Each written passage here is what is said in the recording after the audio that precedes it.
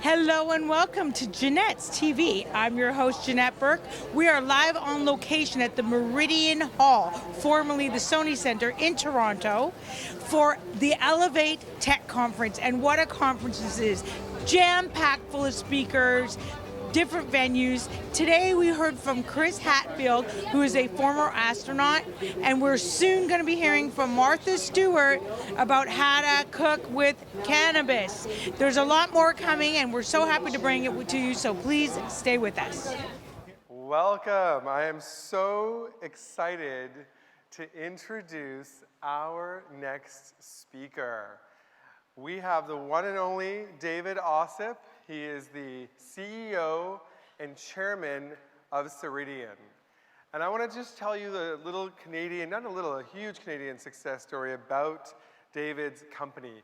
You see, he is a 5-time serial entrepreneur. 5 exits for those young startup founders in the room, 5 times, okay? His last company, Dayforce, which was an industry-leading, game-changing human capital management software company, did a reverse takeover of Meridian, right? This big global payroll company. And David's team, right from Toronto, continued to build and scale right from here. Mine and Management is in Canada, and they have built this company to be such a success story. David led the largest IPO, the largest tech IPO in Canadian history, raising $800 million, right? Unbelievable. In 2018, it was the second highest performing stock. Again, why we are so passionate about Canadian tech is betting on companies like Meridian is just good for your investment strategy. David is a huge champion of the tech ecosystem. He invests, he advises, he mentors. He's been a personal friend of mine for well over a decade, giving me lots of valuable coaching and advice. His many accolades include top 40 under 40, being recognized as Canada's most admired CEO, and being Entrepreneur of the Year. Today, Meridian, publicly traded, all of you should buy this stock because it's only on its way up, is worth almost $9 billion. Introducing my good friend, David Ossip, CEO and Chairman of Meridian. Hey everyone, really pleased to be here today. Just how many people know the story of Meridian? How many of you actually heard about us? So well, I see a few faces, okay. So that explains it. So what I'm going to do today is I'm going to start off just introducing who we are as an organization. And then I'll tell you a little bit about my story. And then I'm going to use Meridian as a case study of how to scale up an organization, and I'll ground it in kind of the 3 learnings that I've had probably over being a serial entrepreneur for, God, quite a long time, since about 88. So Meridian started as Dayforce in 2009, started in Toronto. Today, our revenue guidance for the year is about $1.1 billion. In Canada, we are the number 2 hirer of tech positions. We account for about 2% of all the job postings that you see in the Canadian marketplace. So if there are any developers inside the audience, please reach out. In terms of market value, Reza mentioned that we traded about a $9 billion Canadian valuation. We IPO'd last year at around a $5 billion or $4 billion valuation, so great appreciation. And all of this has happened just through unbelievable growth of this Dayforce platform, which according, up until Q2, we were growing at about 32% year over year. My story, I graduated from the University of Toronto in 1988. I have no idea what I'm going to be doing. I find an opportunity around risk management financial services. I built an application that does pricing and risk, and I sold that to the CIBC. And that ends, I have nothing to do, so I go off to MBA school, I go to Harvard, I do an MBA. Come out of MBA school, I get a couple of job offers, I don't want to work for anyone. And so I start another business, grows really, really quickly. I sold that to a Japanese company in 1997. Non-compete, about a year and a half, 2 years. I learned how to sail. I travel around the world. 1999, I start up again. I start up a company called WorkBrain. Grows really, really quickly, say 0 to about $130 million US in about 4 years. Take that public, run out of market space, sell the company to Infor. Another non-compete. This time I take up cycling, cycle about 9,000 kilometers. And then I start up a company called Dayforce in 2009. Really exciting story. We get going, we analyze the market, do a reverse takeover of Meridian in about 2012, move everyone to Toronto, build up a great organization, take the company public, and obviously have done really, really nicely. So over 30 years, what are the 3 major learnings that I've had? Because I've had startups of all different scale. The first and probably the most important point is that you have to solve a massive problem and you have to solve it elegantly. So if I bring that down, what does it mean? My first business, I was obviously a smart guy, I had a math background. I set out to solve how do banks price risk. Not many people understand that. It's a niche product. Who am I going to sell it to in Canada? There are 5 customers. The key thing over here is you have to identify a big problem. Big means that you're going to measure it in tens of billions of dollars. And elegantly means that you're going to solve it in a way that doesn't require customization so that you can get scale. The second part about it is that you have to identify and you have to be able to clearly articulate how you're going to deliver quantifiable value to your customers. And again, when entrepreneurs approach me and they go through their business plans, more often than not, I have no idea what they're talking about. Right? You have to work out how to deliver that value proposition and how it has to be quantifiable.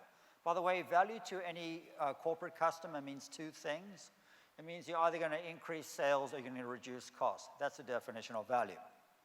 And the last part, which is probably the most important, is that to scale an organization, it's not about you. It's not about attracting a group of mavericks.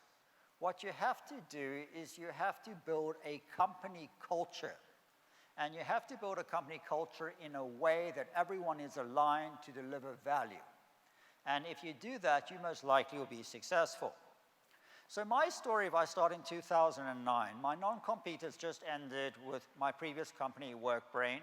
What we did at WorkBrain is we built time and attendance and scheduling systems for organizations of more than 100,000 employees.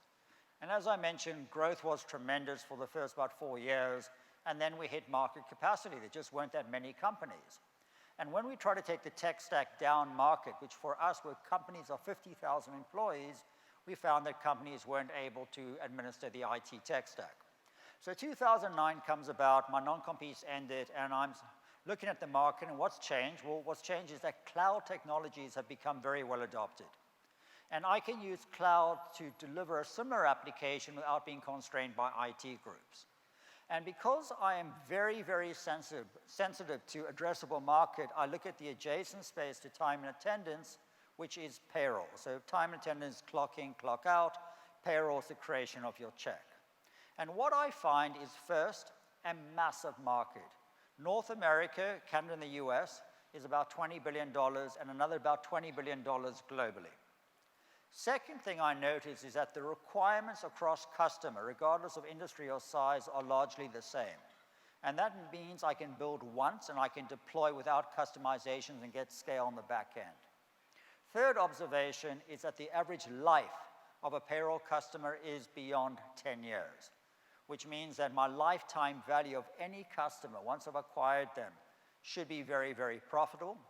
And my last observation is when I speak to customers of payroll companies, they say, we would like the payroll company to give us recruiting, learning management, compensation management, performance management. So it's evident that there's a potential for a platform play. So I'm interested in this space, and I start having conversations with CEOs. And my conversation is very simple. What does strategic HR mean to you? And in all my conversations, there wasn't a single CEO that actually defined it. Instead, what was going on is that in your compliance checkbox or checklist, you had a line that said strategic HR. Do you have a strategic HR plan? And they went, check, yes, we have one. But there was no substance. So we came back and we said, okay, strategic HR means that you have a defined plan to deliver a set of goals with appropriate measures to track progress for things like creating employee productivity, coming up with an employer brand that's going to attract and retain the best talent inside the market, development plans and succession plans that are going to allow you to navigate change and accommodate growth. And if we can do that, we can deliver on strategic HR. So my question to the CEOs were, do your current HR systems allow you to deliver on strategic HR? And the answer was no. And the reason for that is that in the market at the time, an HR system would be separate from a time system, separate to a payroll system, separate to a benefit system, recruiting, learning management. It was just complete separation of data. And if you're trying to deliver value in any of this, you have to focus on the experience of the individual, in our case, the employee or the manager, in end-to-end fashion. And if the data is not all together, well, you can't do that. And when we spoke to people, what came back is all these words. It's all modular, it's all batch. We have to do workarounds. So the thought was, well, can we approach the problem in a different way? And so to do that, we started to focus on the first area that we were very familiar with, time and attendance and payroll. And my question to payroll people was this: how do you commit pay? When do you commit pay? And the answer was, we commit pay when we run out of time. And my answer was, well, surely you mean when you're ready to pay people, when you have a quality of check? And the answer was no. And I said, well, why not? And they said, well, there's separation of time and payroll. We can't get access to our data because it resides in the time system, and it resides there for 14 days, possibly 15. And then we get the data out of time and attendance, we move it into payroll, and then we really just have 1 day to do all of our quality checks and our adjustments. So what happens is we run out of time, we commit pay, and we clean up the mess after the fact. And so we looked at the problem, we said, well, with today's technology, that shouldn't be the case. What would happen if we designed a system so you continuously calculated pay? Anytime an HR record changed or time record changed, you would calculate the net earnings. If we did that, we could allow the payroll people access the data from the very beginning of the pay period, allow them to make the adjustments, and other people, such as employees and managers, would be able to leverage that data. So we tested that value proposition, and it scored tremendously with people. Right? And we're not really talking real innovation here. What I'm talking about, again, is it's a massive problem, and I'm going to solve it in a simple way. In fact, I'm going to solve it exactly the way it was done before there were computers. Because if I go back 30 years ago, the payroll person would take the paper time cards, calculate the gross pay, do the tax and deductions, write the paper checks, and do the ledger entry. It was one person who was doing all of this. So from that, we came up and we said, you know what, there's a fantastic opportunity here. We can leverage modern technology, so all the predictive tech, ML, AI, voice, etc. We can start with a proper data design of a single database, and we can extend to this full delivery of HR. Now, there was a lot to build over here. So we needed a paradigm, a way of deciding how do we actually sequence and how do we prioritize. And what we did is we said, okay, on the y-axis, let's look at value to the organization. And on the x-axis, let's look at frequency of interaction from a manager and employee perspective, and let's build in accordance of waves, starting with the highest frequency of interaction with the most amount of value that we can deliver. And more importantly, as we build each of these features, let's identify the 5 KPIs that we can impact inside the organization that we can actually quantify. And if we can do that, we can deliver value in a way that it can be measured, which means that we can have a conversation with prospective customers about how we're going to impact value, either create revenue or save costs. And that's what we set out to do. And so if you look at the actual growth of Dayforce over this particular period of time, we launched the product 2013. At that time, our recurring revenue, probably a couple $100,000. And we started building out. We did payroll, and we did time, and we did benefits, recruiting, performance, comp, learning, etc. And as we did that, we were clearly identifying the 5 KPIs across each of the different features and how we would have impact or value to the actual market. And it worked tremendously. Today, as I mentioned, our guidance of revenue for the year in Canadian dollars is about $1.1 billion. So it's been just tremendous amount of growth over a very, very short period of time. And again, my second point was after you've identified this massive market, determined how you can solve it consistently and simply, you have to make sure you can communicate how you're going to create value to your customer. So for us, for example, we did Rubio's. Rubio's is the home of the fish taco. They employ about 6,000 people. In their organization, we saved them about $2 million in reduction of recruiting and employee onboarding expenses. Guitar Centers, about a 10,000 employee retailer in the US, amazing place. They have these kind of studios. You buy all different types of music equipment. In their case, we delivered value of about $8 million, a 10 times ROI on their investment. And again, as we're doing this, we're completely focused on what are those 5 KPIs we're going to have impact on. Have we actually moved the customer in the right direction? How much have they done? And nowadays, if you actually look at our product at our customer conference in October, we'll be showing inside the product the impact that we have on these KPIs. In other words, if I'm running HR, if I'm running payroll, I'm running recruiting, what are the 5 KPIs I should be tracking? Tell me my current score, tell me how I've trended over time, and how do I compare to my cohort or peers, which again provides us with that simple language of how to create value. The third lesson I had was, again, you have to create culture. You have to have a culture that's going to allow you to consistently grow. And the way that we did that is we started with a brand promise. And a brand promise is, what is your organization going to deliver to the market? For us, we chose makes work life better. The idea was that any person using our services or our products, their work life would be improved, whether you were an employee or whether you were a CEO. The brand promise applied internally, and it applied very nicely on an external basis. And then surrounding the brand promise, we clearly identified values. And what I mean by that, if I take optimism, we say optimism begins with careful preparation, and that preparation leads to knowledge. And that knowledge creates confidence, and confidence leads to success. If you're optimistic and you haven't done the proper preparation, well, then you're just foolish. So just very, very clearly identifying what those values were.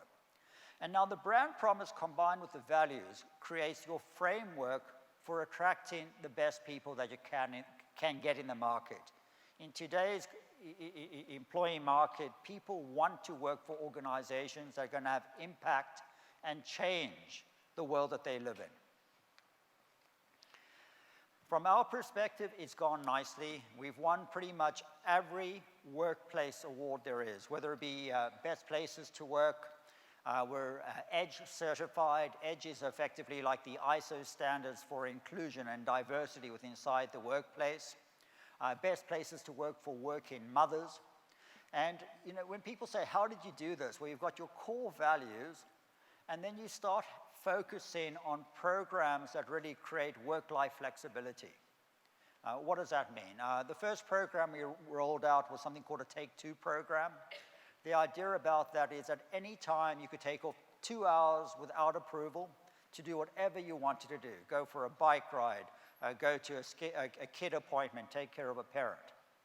And once we had that very well adopted inside the organization, we moved to flexible PTO. Flexible PTO, no balances, take off as much time as you want whenever you want. And again, we're trusting the employee, a lot of confidence in the people. The idea of flexible PTO isn't that you go off for 3 months. Really, it's about that if I want to take a day off to take care of a parent, to take care of my kid, do something, it shouldn't come out of my annual leave because you want people to recharge and take the necessary amount of time. The third program we rolled out that had massive impact, that was aligned to our brand promise, was the idea that you could work from home, that we trust you, that you'll deliver according to your goals, regardless of where you were. Massive impact if you have a large population of women, which I hope everyone does. We have 52% of our employee base identify as being female.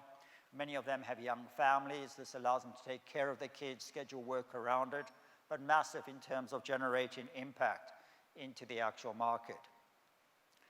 The great thing about this is that we're a perfect example how this focus on the employee experience leads to a much better customer experience and how that leads to real results. So if you look at the chart over here, you've got our employment engagement scores, which have gone up really nicely. And as they've done that, our NPS scores, our Net Promoter scores, have gone up tremendously as well. And if you look at real business performance, if I look at the Dayforce revenue line, we've grown it at a compounded annual growth rate of about 58% from 2012. We've taken live over 4,000 different organizations on the platform during that period of time. In the last 12 months, we onboarded 698 customers, and the customers are tremendous. I mean, if I look at financial services, great customers like BlackRock, the largest fund manager in the world, American Express, great retail brands, manufacturing brands. We do about 30–40% of the NFL teams nowadays, but all completely tied to delivering value to these organizations. In 2018, in April, we took the company public. We dual listed on the New York Stock Exchange and on the Toronto Stock Exchange. Really a wonderful experience. It allowed us to share financial, if you like, generation with all of our employees through an employee share purchase program. We raised about $800 million US initially. Since then, we've done about 4 or 5 secondaries, each around the $500 million US mark. Last year, we were the second best performing IPO stock in the US, which I think is really wonderful.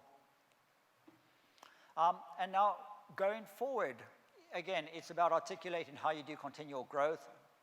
For us, we look at sustainable growth on a multi-vector, multi-year basis. If you ask me about this year, I would say our growth is coming from our existing markets.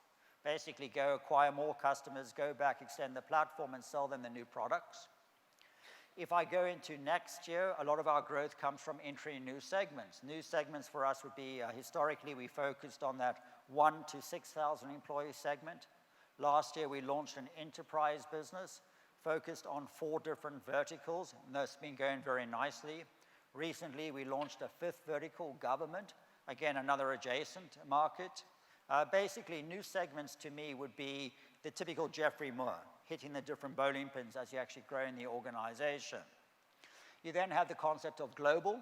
For me, when I looked at the market, 50% of my addressable market was outside of the US and Canada.